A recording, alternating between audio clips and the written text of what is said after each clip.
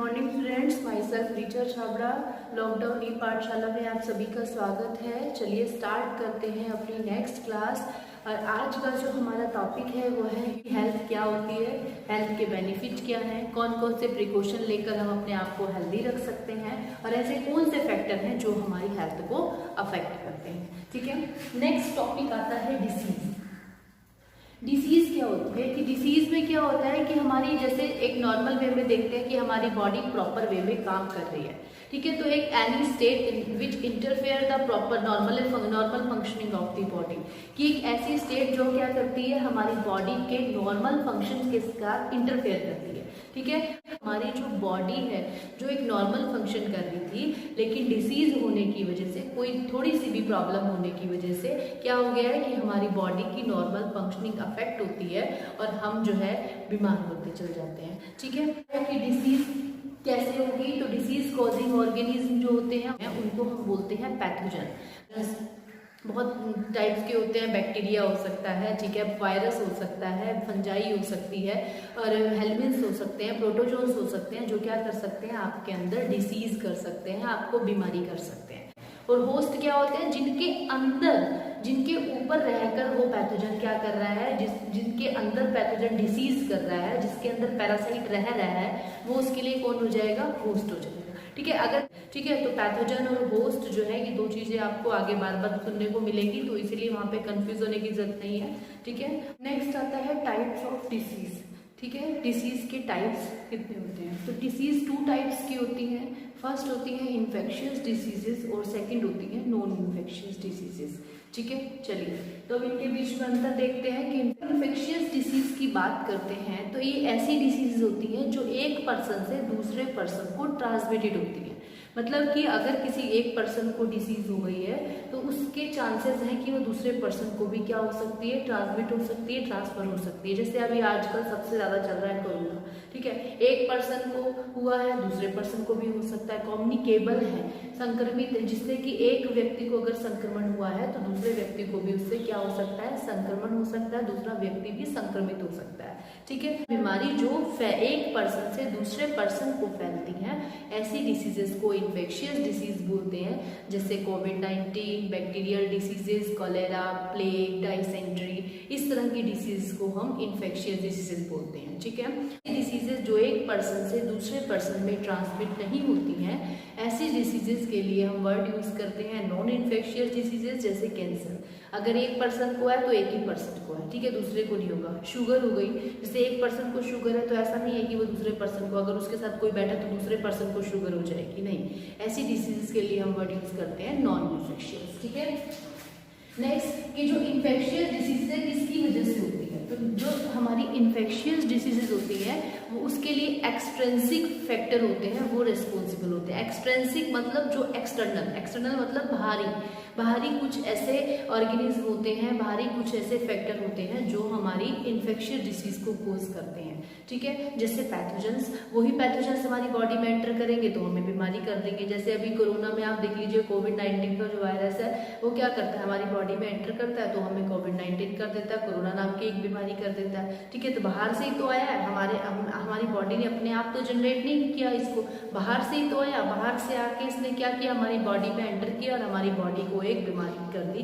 और जो कैसी डिसीज है, इन्फेक्शियस है, जो एक पर्सन से दूसरे पर्सन को हो सकती है।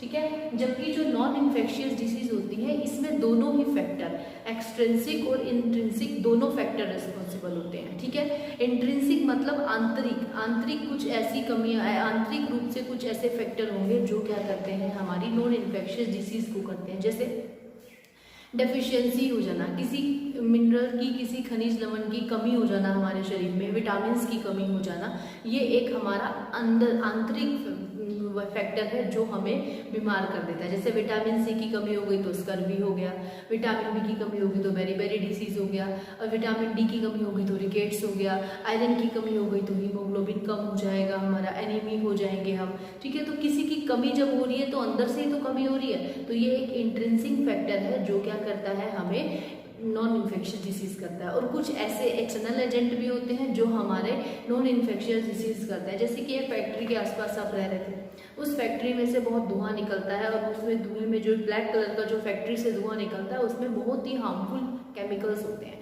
अब एक पर्सन वहाँ जॉब करने जा रहा है, एक पर्सन जो कंटिन्यूअसली वहाँ जाता है, तो वह वहाँ जाता है, काम करता है 30-35 साल 20 साल उस फैक्ट्री में वो काम किया, ठीक है। तो क्या होगा कि जब वो वहाँ पे जाता होगा तो वहाँ की एयर को क्या करता है, रोज इनहेल करता है, ठीक है। इनहेल कर रहा है, रोज जा रहा है वहाँ पे, फैक्ट्री से काला धुआं निकलता है, तो धीरे उसमें जो केमिकल निकलते हैं वो धीरे धीरे क्या कर रहे हैं, हमारे अंदर जा रहे हैं, ठीक है। ऐसे बहुत सारी चीज़ें, जैसे कि हम आजकल जितनी भी तरह की हाइब्रिड चीज़ें खा रहे हैं, तो क्या होता है, धीरे धीरे जितने भी पोल्यूटेंट है हमारी बॉडी में एंटर कर रहे हैं, और जो हमारी बॉडी में जो हार्मफुल एलिमेंट एंटर करते जा रहे हैं, बाहर से हमारी बॉडी में एंटर करते जा रहे हैं, बायो मैग्निफिकेशन हो रहा है हमारी बॉडी में कि पोल्यूटेंट बार बार हमारी बॉडी में आ रहे हैं, तो वो भी तो डिसीज कोज कर देंगे हमें, ठीक है। कई चीज़ें जैसे कैंसर कर सकते हैं, ठीक है, लंग्स का कैंसर कर सकते हैं अगर था जिसमें बहुत सारे हार्मफुल केमिकल थे, वो हम बार बार इनहेल कर रहे हैं बहुत लंबे टाइम से, तो क्या करते हैं, वो हमारे डीएनए को चेंज कर देते हैं, हमारे डीएनए में कुछ बदलाव लेके आ जाते हैं, म्यूटेशन कर देते हैं, जिसकी वजह से क्या हो जाता है कि हमारे बॉडी के अंदर बहुत सारी ऐसी बीमारी हो जाती है। तो नॉन इन्फेक्शियस डिसीज एक्सटर्नल और इंट्रिंसिक दोनों फैक्टर की वजह से हो सकती है, ठीक है। नेक्स्ट आता है कि अगर हम पब्लिक हाइजीन, पर्सनल हाइजीनी, अगर हम स्वच्छता पे ध्यान दे रहे हैं, आसपास की स्वच्छता पे भी ध्यान दे रहे हैं कि हमारे घर आसपास साफ सफाई है नहीं है, प्रॉपर डिस्पोजल हो रहा है नहीं हो रहा है, जो हम पानी पी रहे हैं पॉल्यूटेड तो नहीं है, उसमें कहीं पे माइक्रो ऑर्गेनिज्म तो नहीं है, जो हम खाना खा रहे हैं वो पॉल्यूटेड तो नहीं है, उसमें हार्मफुल केमिकल तो नहीं है, तो अगर हम इन चीज़ का ध्यान देते हैं तो क्या हो जाता है, इन इन्फेक्शियस डिसीजेज से बच जाते हैं। जैसे कि आजकल कोविड-19 के दौर में हम क्या करते हैं, मास्क लगा के चलते हैं, सैनिटाइजर का यूज़ करते हैं, सब्जी को लेके आते हैं तो सबसे पहले उसको वॉश करते हैं, वॉश करने के बाद कुछ टाइम बाद यूज़ करते हैं, कहीं बाहर से आते हैं तो सबसे पहले नहाते हैं, तो ये प्रिकॉशन ले रहे हैं, हाइजीनी का ध्यान रख रहे हैं। तो अगर हम इसको यूज़ करते हैं, हाइजीनी का ध्यान रखते हैं, तो हमारा जो रिस्क है इन्फेक्शियस डिसीज होने का वो क्या हो जाता है, कम हो जाता है, ठीक है। लेकिन नॉन इन्फेक्शियस डिसीज में ये सब चीज़ें मैटर नहीं करती हैं, ये सब चीज़ें आप कितना ही ध्यान रख लीजिए, कितना ही अपने आप को साफ कर लीजिए, लेकिन अगर आपकी बॉडी में किसी चीज़ की लगातार कमी हो रही है तो साफ सफाई रख के आप अपने आप को ठीक नहीं कर सकते हैं, वो नॉन इफेक्टिव डिजीज हो जाएंगी उस केस में, ठीक है। आप सब्जी तो खा नहीं रहे, मिनरल्स आपके अंदर जा नहीं रहा, और फिर उसके बाद सोच रहे हो कि मैं नहा लूँगा आके बाहर से तो मैं ठीक हो जाऊँगा, ऐसा नहीं होगा। जिस चीज़ की डेफिशिएंसी अगर आपकी बॉडी में हो गई है, कमी हो गई है, तो उसको आपको लेना पड़ेगा, तभी आप ठीक हो पाओगे, ठीक है। लेकिन इन्फेक्शियस डिसीज में अगर हम पर्सनल हाइजीन को ध्यान देते हैं तो हम बहुत सारी बीमारियों से बच सकते हैं। तभी बोलते हैं आजकल कोरोना है तो भाई मास्क पहनिए, अगर ज़रूरत नहीं हो तो बाहर नहीं जाइए, ज़रूरत पड़ने पर ही बाहर जाए, बच्चों को बड़ों को अपने घर में रखिए, ठीक है ना। तो ये सब चीज़ें हमें बार बार क्यों बताई जा रही है, क्योंकि ये इन्फेक्शियस डिसीज़ है, और इन्फेक्शियस डिसीज़ को पर्सनल हाइजीनी, पब्लिक हाइजीनी को ध्यान में रखते हुए कंट्रोल किया जा सकता है। क्योंकि आप आसपास गंदगी नहीं रखोगे तो वेक्टर ही नहीं होंगे। वेक्टर कौन होते हैं, जो बीमारी को फैलाते हैं, जैसे मलेरिया है। अगर आसपास पानी नहीं इकट्ठा होने दोगे तो मलेरिया का मच्छर कहाँ से पैदा होगा भाई। अगर मलेरिया का मच्छर पैदा है, मलेरिया करने वाला जो है, मलेरिया को फैलाने वाला जो मच्छर होता है, वो वेक्टर की तरह काम करता है, जो मलेरिया को फैला रहा है, कर नहीं रहा, फैला रहा है। हर मच्छर के काटने से मलेरिया नहीं होता, ठीक है। ऐसे तो हमें दिन में 20 बार मच्छर काटता है, तो क्या हम 20 बार मलेरिया हमें हो जाएगा? नहीं। जिस भी मच्छर के अंदर वो मलेरिया को करने वाला पैरासाइट रहेगा, उसी मच्छर के काटने से हमें मलेरिया होगा। लेकिन जो मच्छर है, जो मॉस्किटो है, वेक्टर तो है ना, वो फैलाने वाला तो है। तो हम पर्सनल हाइजीनी, पब्लिक हाइजीनी को ध्यान में देंगे तो हम क्या कर सकते हैं, इन वेक्टर्स के बढ़ने को रोक सकते हैं, मच्छर को बढ़ने से रोक सकते हैं। अगर मच्छर को बढ़ने से रोकेंगे तो ऑब्वियसली हम क्या कर सकते हैं, डिसीज़ को होने से भी कंट्रोल कर सकते हैं। तो इस तरह से अब अपनी हेल्थ को क्या कर सकते हैं, अच्छा रख सकते हैं, ठीक है।